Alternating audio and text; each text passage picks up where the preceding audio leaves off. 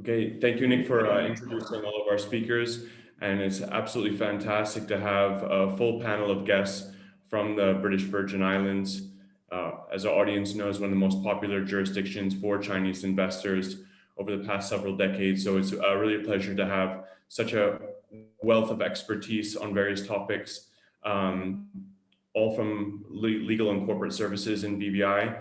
So I'm sure this is going to be a very interesting debate about BVI itself and the various structures that are available to Chinese investors. So a lot has happened in the past couple of years, and it's great to see that BVI is continuing to adapt itself and evolve in a way that lends itself continuously to the Chinese market and other markets that it serves. Even though you guys are so far away, you feel quite close. You have your office here in Hong Kong, which is just a couple hours away by plane. So I'm really looking forward to discussing with you guys about a number of topics, including economic substance, including the use of BVI funds, the Belton Road Initiative, and last but not least, the digitization efforts that BVI has undertaken over the years to make it even more accessible and easy to use jurisdiction for its global stakeholders.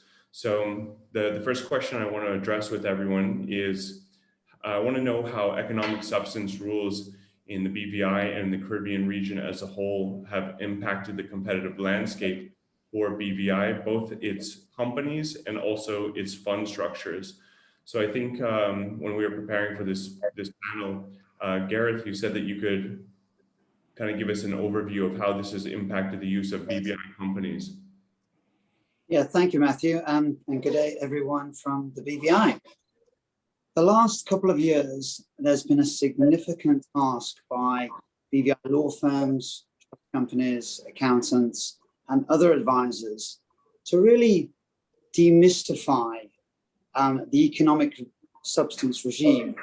There's a lot of untruth, scaremongery across the world in terms of how much effect this would really have on BVI companies. So I thought it would be helpful today just to go over a couple of key points and messages for the people tuning in today. Every BVI company has to classify.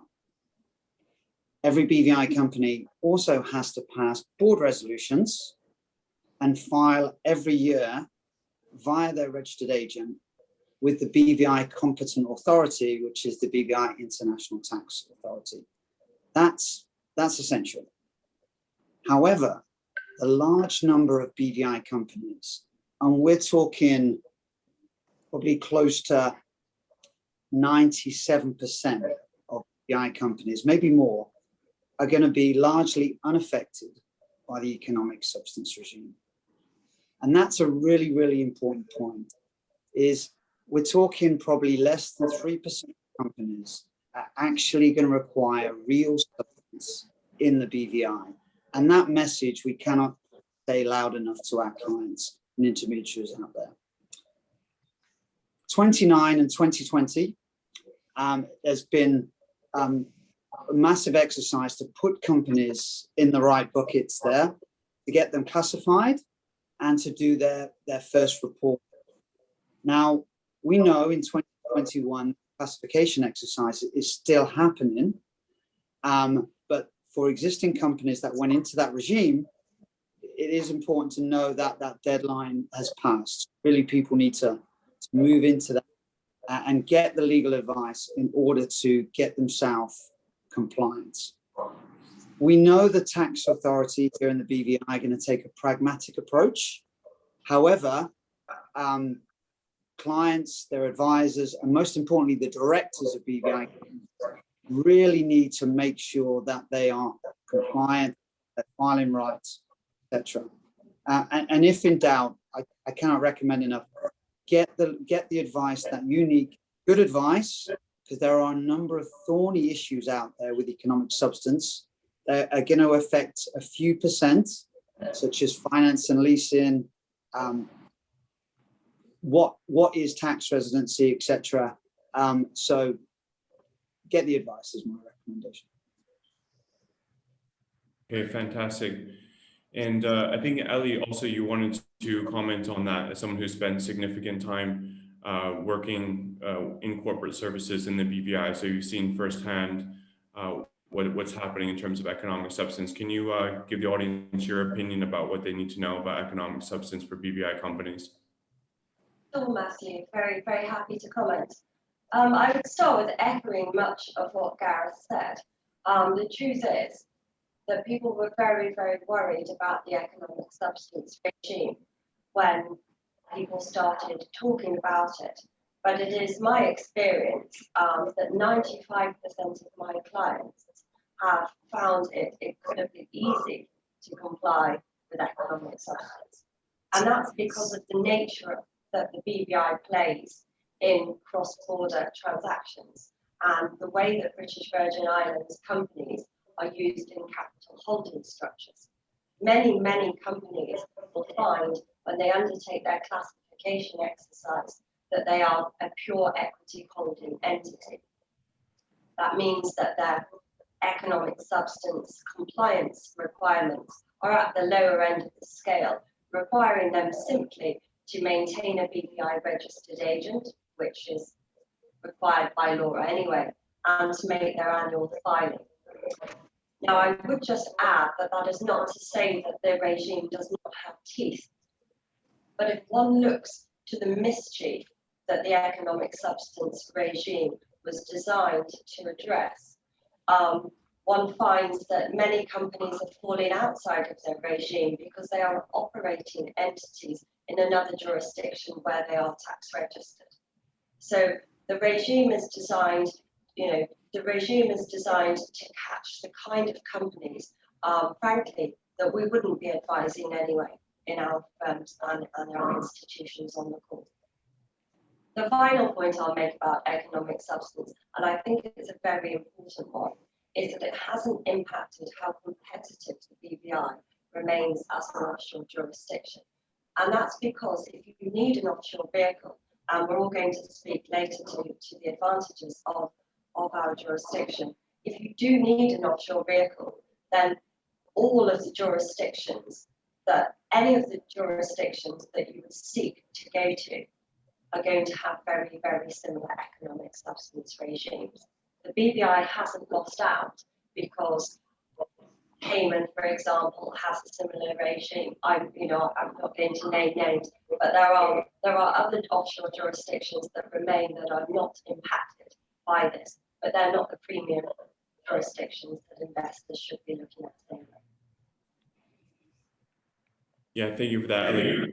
I think there's another point to be made here is that while some investors may see the fact that BVI has economic substance rules as a disadvantage and an added layer of complexity, I think there's something to be remembered that jurisdictions which haven't implemented economic substance rules, there's still a bit of a question mark as to how those rules are going to be implemented, what the oversight is going to be, and actually what the future of some of those jurisdictions might be. So the fact that BVI has been so proactive and the requirements are quite clear, I would say that's actually an advantage. The added layer of transparency and the amount of implementation that has been done so far should give investors confidence that they're going into a jurisdiction that is keeping up with the international regulations, and that their structures, if set up correctly, they should stand the test of time, which is it's a whole level of confidence that anyone doing international business would like to have. So that's fantastic. Any other points before we move on? No? Okay. So I think before we jump into talking about BVI's fund structures, is there any comments that either Jeff or Adeniki want to make in regards to economic substance for funds? Matt, if I may, first, thank you very much for having me on this panel. I think it's important to recognize that economic substance is an EU-driven requirement, enforcement and regulation of which is now being taken over by the OECD, and it is implemented globally. It's all jurisdictions are being required to meet these standards. and those that do not meet the standards as set by the EU and the OECD are then to be blacklisted or greylisted. So I think that's an important thing to remember. The other fact in the context of investment funds, economic substance deals with 9 relevant activities, either activities or assets being held. One of those activities is investment management. So economic substance does have a direct impact on investment funds. It doesn't regulate the funds themselves, but it does require the investment managers to be compliant with economic substance. Okay, fantastic. Great, thanks for I that. I would only add to that point that Jeff made, which is that yes, it applies there, but at least we're not looking through to the other entity which it manages, such as a BVI fund. So that's to say that it impacts the investment manager, but it's not the fund itself?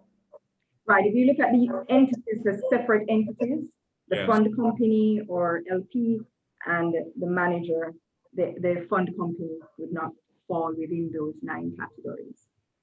Understood. Okay, fantastic. So trailing on from that, Adenike, can you tell me from your perspective as an established lawyer in the BVI with a lot of funds experience, what kind of opportunities do you think are available for Chinese investors or investors globally who are seeking a fund's jurisdiction to set up their next fund? What do you think BVI actually has to offer on a international playing stage? Well, that's a great question, and I think a timely one as well, considering what's going on. And thank you for having me here, Matt. I think there are many opportunities available in BVI for setting up funds, and we have historically been that way. It's not a new thing for us. And I think when we have Chinese or any other investor looking for opportunities to setting up funds in any jurisdiction, there are 3 main things I think they're going to want to look at. They're going to want to look at the fund products that the jurisdiction has available. And the BVI has 6 fund products from which they can decide what it is they would like that would suit their needs, what they would like to set up.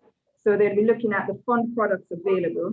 They'd also be looking at the regime that's there. And in the BVI, we have an established funds regime.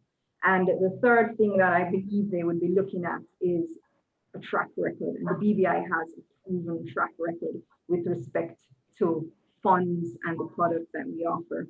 And I'll go back into a little bit of each, time allowing. And when I spoke of the fund products that we have available with respect to the type of, the opportunities that investors may be looking at with respect to setting up funds, we have professional funds, and those are more suited for the experienced, sophisticated investor and institutional fund managers.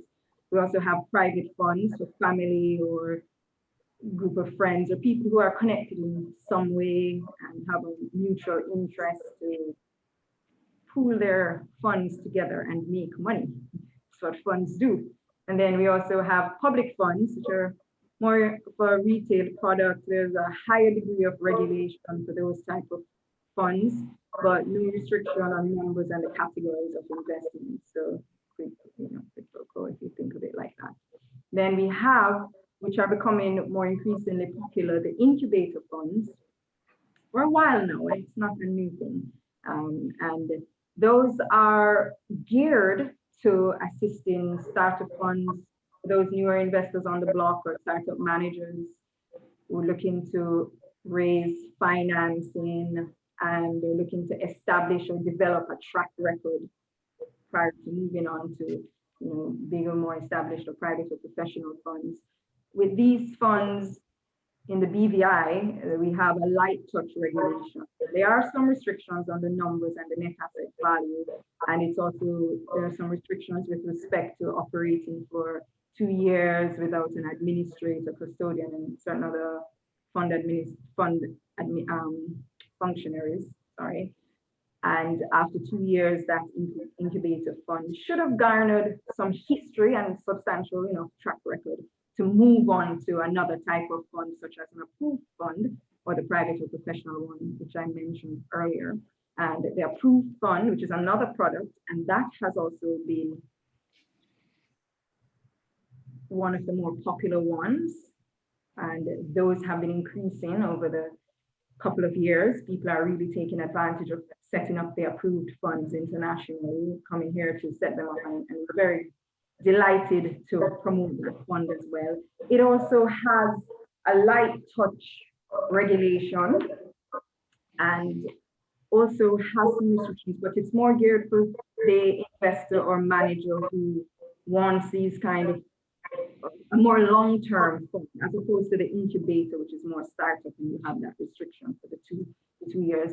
I would say with respect to Chinese investors, this one is a good one for family offices, the approved fund. And then we also offer private investment funds, which are closed and generally with a set lifespan, long-term type of investments.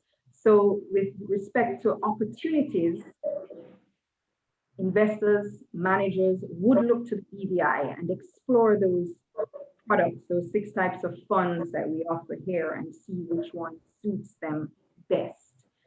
With respect to the established fund regime, the second topic or that I'd mentioned, when you're looking to capitalize on opportunities here at the BVI, you want to find a jurisdiction with an established regime with the funds industry. And I have to say that our Financial Services Commission, the members, they are very experienced in the fund business and the products that we have to offer, and they are responsive to the needs of the managers and investment funds. They're known and respected internationally, and I think that is something that investors and managers alike can rely on. So it's not, it would not be a difficult product to market if they want to go out to their investors and sell a product to them. Then they can add this to one of the positive factors to look towards this jurisdiction. And following from that also is the fact that the BVI has a proven track record of being a jurisdiction of choice for most fund managers and fund players. And the BVI funds are well known within the fund industry. It's attractive and easily marketed. And I would also add that we have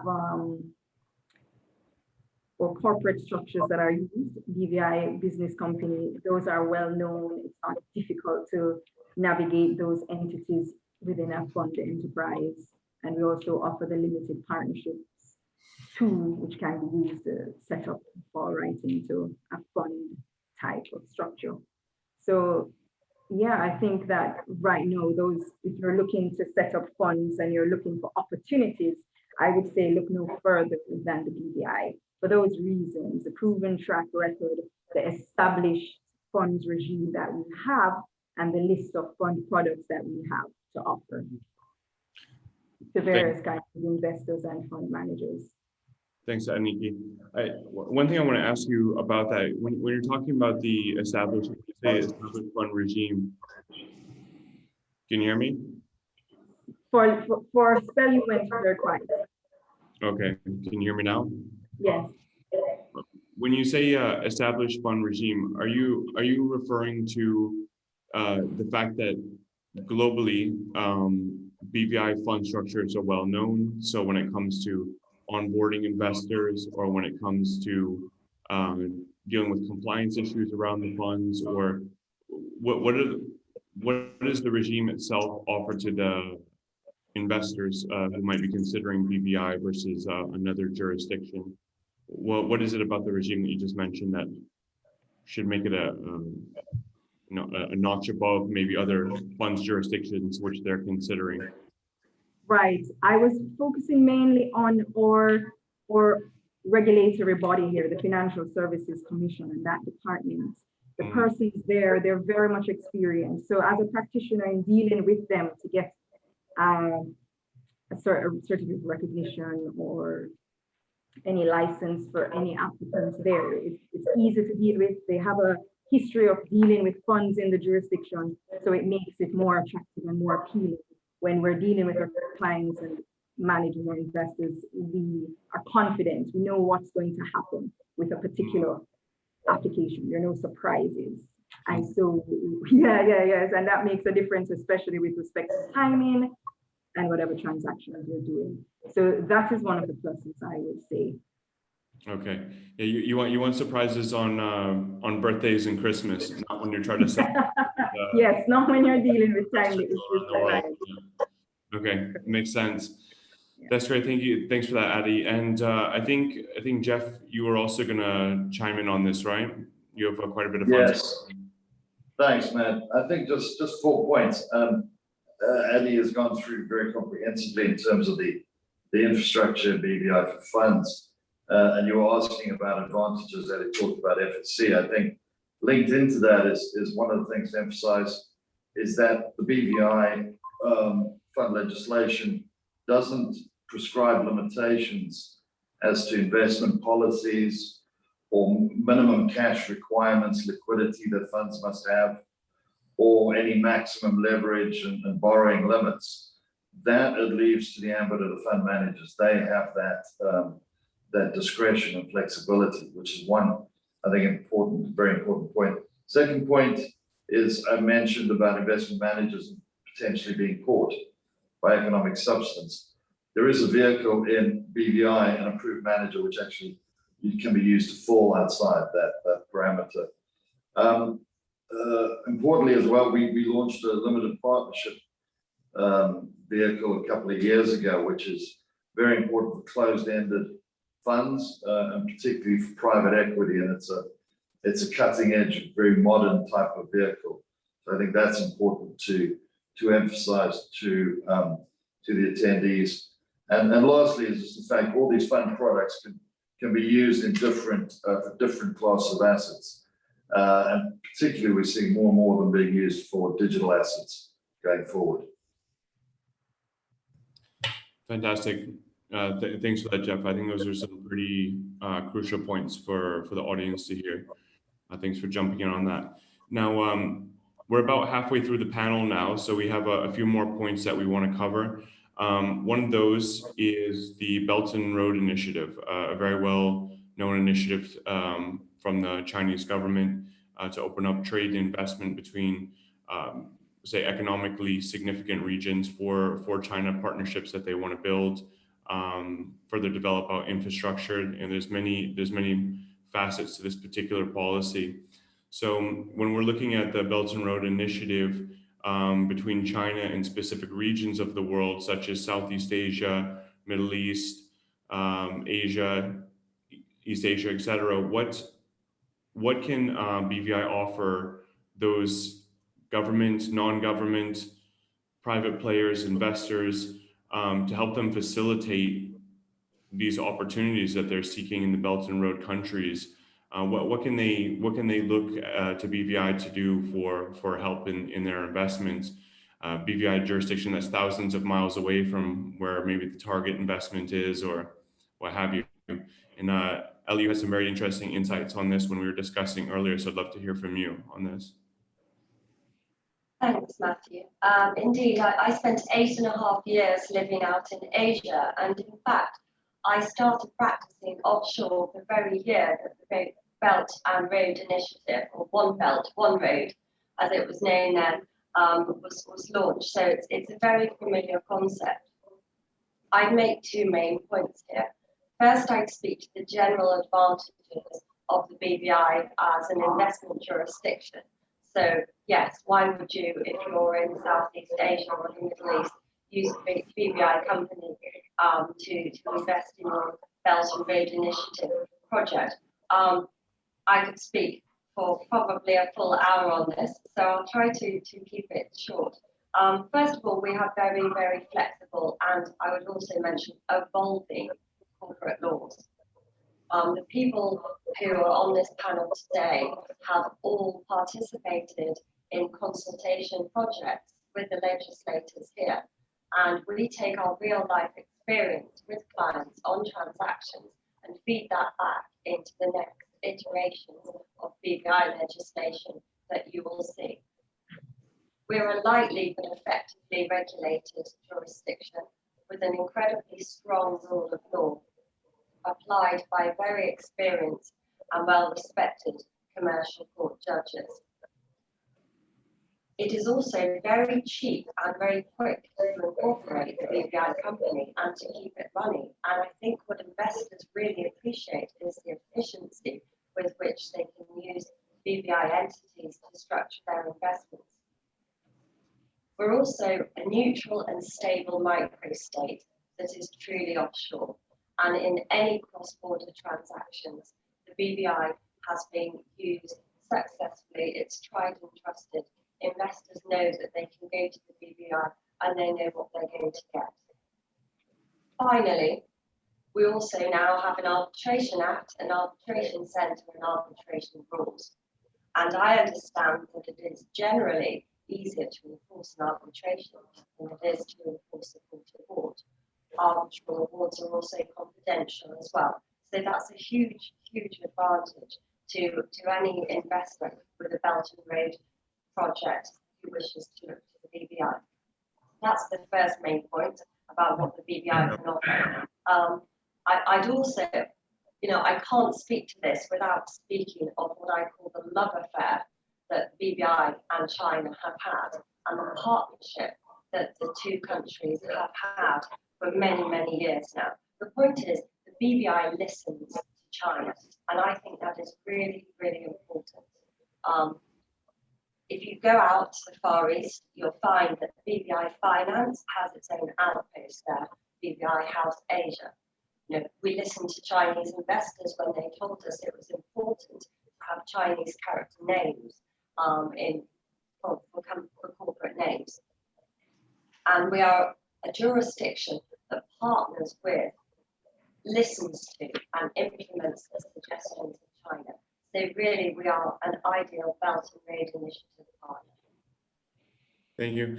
Ellie, if you continue speaking in Chinese, put your voice further down into the mic. Was there another point, or? I should probably let Jeff chip in here. I don't know, Ellie, I think you've covered that very succinctly and comprehensively. I would add, there's been a very close relationship between China and BVI for a number of years. Looking at some of the figures involved, there was a report that was actually commissioned by BVI Finance in 2017 by Capital Economics. And one of the things that they established was that BVI was the 9th largest recipient of inward foreign direct investment and the 7th largest source of outward FDI.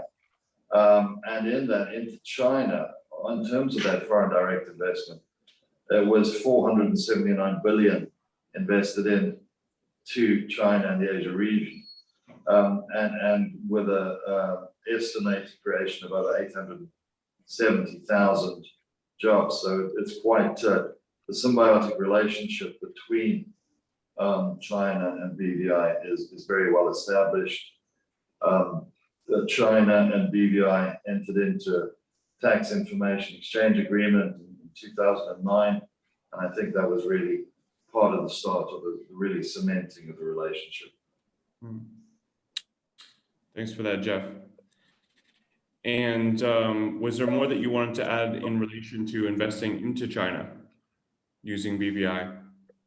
Yes, well, I mentioned those figures as well in terms of investment into China. BVI as a product, I mean, in terms of the individuals and the firms represented on this panel, we've all had great interaction with Asia, with China, and various regions of the world. If we're looking at, figures-wise, investment from North America of 87 billion last year, LATAM 114 billion. It's the source of a great flow of international funding, and I think that is one of the true benefits of BVI.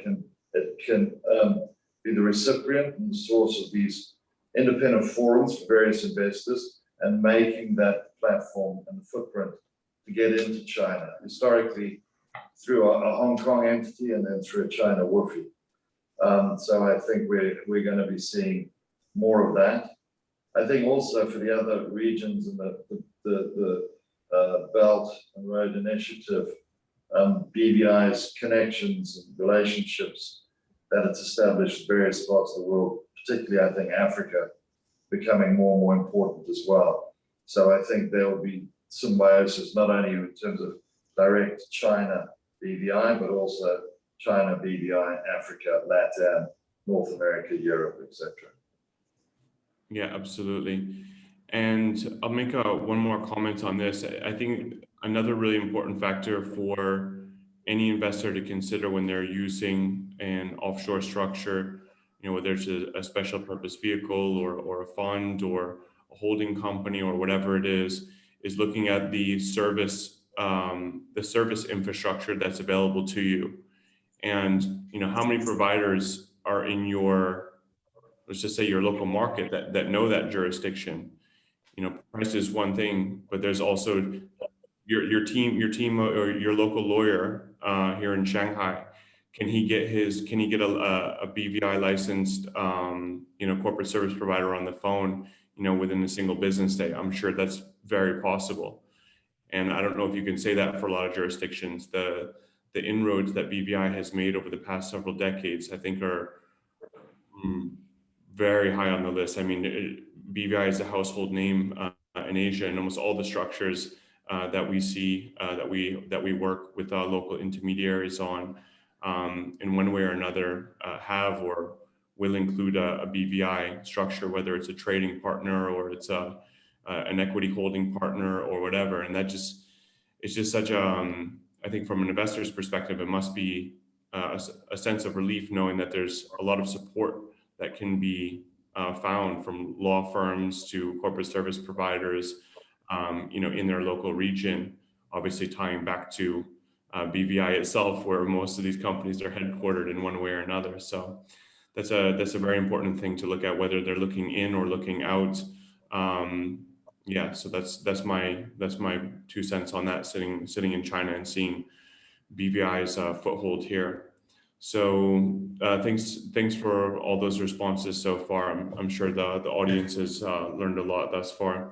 And any other points related to inward and I think one other thing I wanted to mention is that we didn't really touch on this, but BVI holding structures have been very well utilized for Chinese companies going public, whether it's been in Hong Kong or other markets. So this panel wasn't touching on IPOs, but in some very famous Chinese or Hong Kong companies who have gone public, there's a whole bunch of BVI holding structures involved in that. So yeah, it just shows that, whether it's a small trading structure or a structure that has, billions of dollars running through it through an IPO, that BVI has that kind of flexibility. And it's held up under many different commercial circumstances. So yeah, that's fantastic. Any other points before we move on to digitization? Matt, one point I'd like to make in terms of the synergy between BVI and China as well, I think is also important, is BVI's historical engagement with China's special economic zones. We've seen BVI supporting China's global strategy, and as part of that program, BVI and BVI Finance and various other entities and governmental bodies have really engaged with the various economic zones that have been created in China, obviously Shenzhen being the one, but Shanghai as well. So I think that's been a good initiative by BVI, and I'd like to see that continue. Yeah, absolutely. I think there's one other thing on that. China seems to take a somewhat favorable stance in terms of creating flexible, investor-friendly, special economic zones when it comes to finance. So there's the hubs down in Hong Kong. There's now a push in the province of Hainan, And so China is very much looking to also to the offshore financial centers as a way to learn how to create business-friendly, investor-friendly platforms to conduct global trade and investment. So yeah, it's fantastic to see that development. So that's great. So going on to the last and final point is. Sorry, Matt, before you go on, and it may even bridge into the final point, is you mentioned IPOs, but I also just wanted to interject also ICOs or ITOs. ICOs. Can't forget the coins or the tokens either. Initial offerings for those. So it's also a yeah, well, that talks to digitization, right? Right. So yeah. it was, I said as a bridge, so I'm not going there. I just remembered in your presentation, just when you're wrapping up, or sorry, what you're saying, you said ITOs, and I just wanted to interject that not just IPOs, but also IPOs and ITOs. Absolutely. So yeah, so just on the digitization topic, of course, digital currencies, digital assets, that's a very hot topic in the past, I would say 3 to 5 years. And I understand that BVI funds, whether it's doing an ICO of your own, or if you're investing in funds that are holding digital assets, that BVI is a jurisdiction which lends itself to that type of investment structure. Is that right? Yeah, certainly, Matt. I think you're spot on there.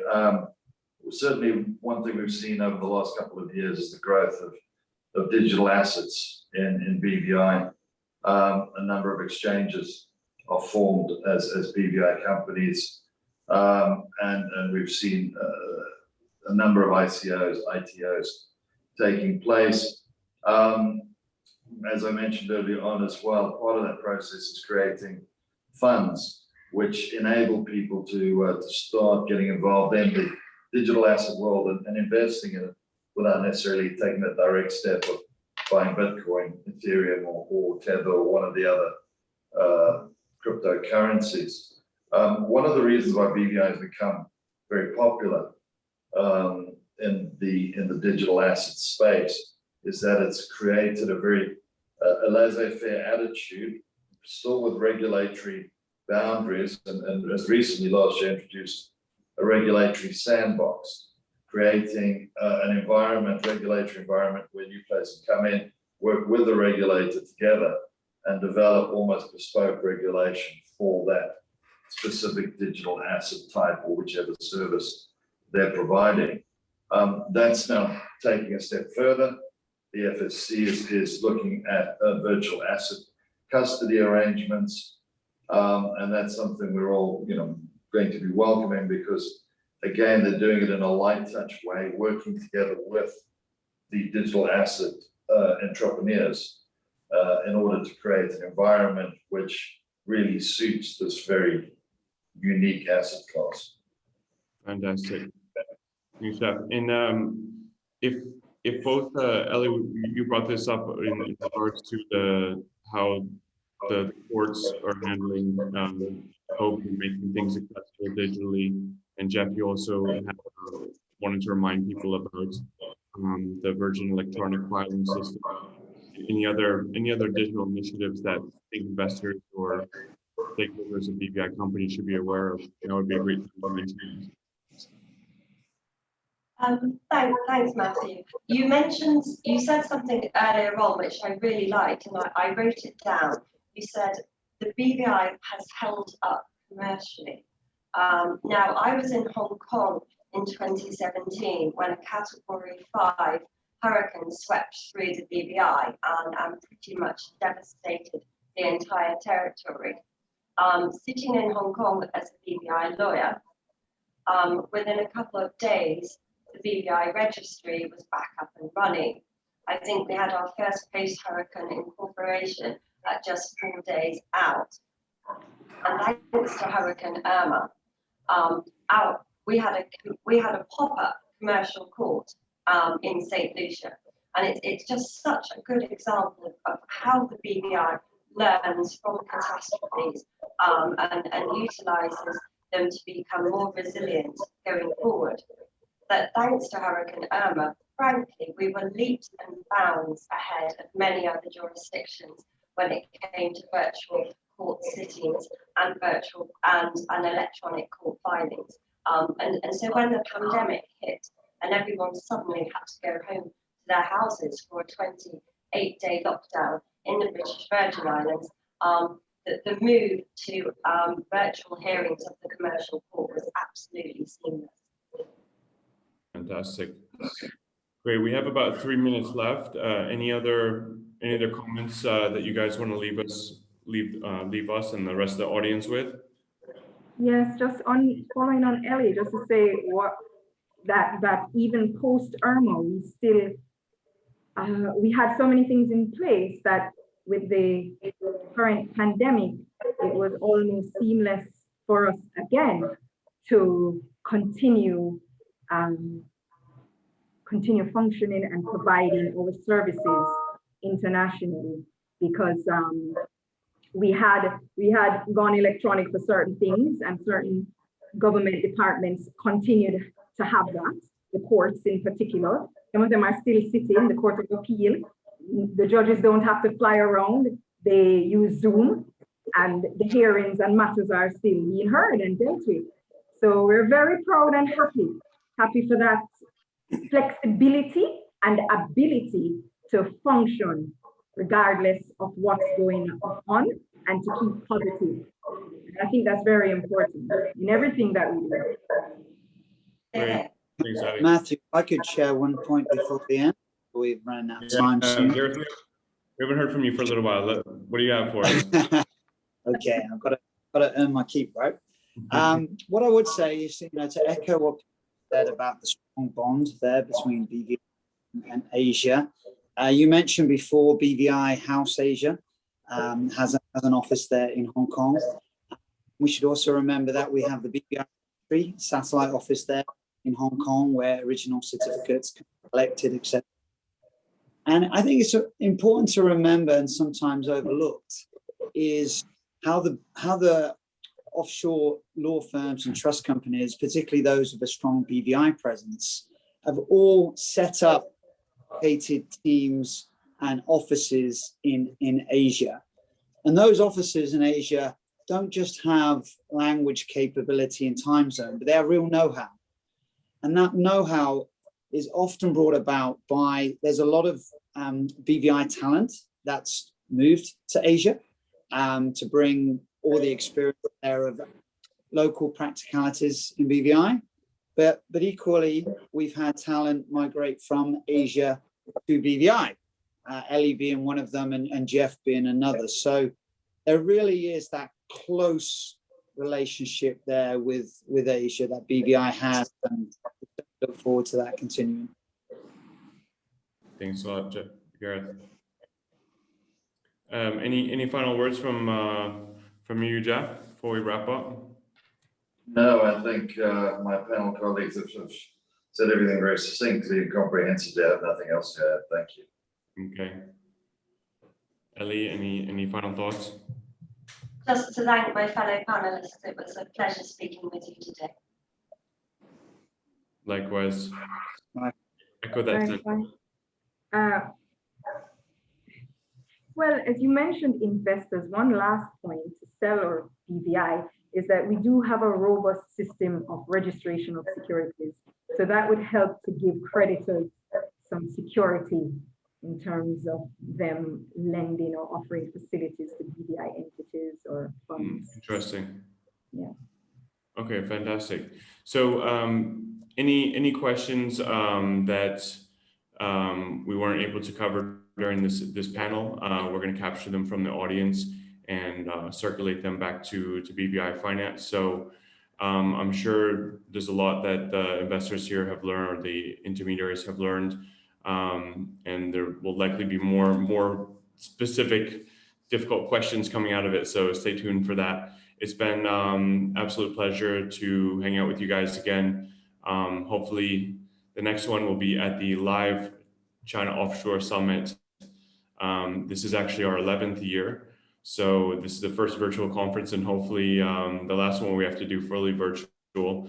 but fantastic to have you guys anyways. And I know that the audience has a lot of confidence in using BVI the more they get to see the practitioners behind the scenes showing up and showing their support for the local market. BVI Finance's ongoing commitment to Asia, and of course your increased presence with the house, BVI House Asia opening up some years back. So fantastic to see you all, and look forward to continued success with BVI. Thank you, Matt. Thanks for Thank having you, me. Matthew. Thank you, That's Matthew. fine.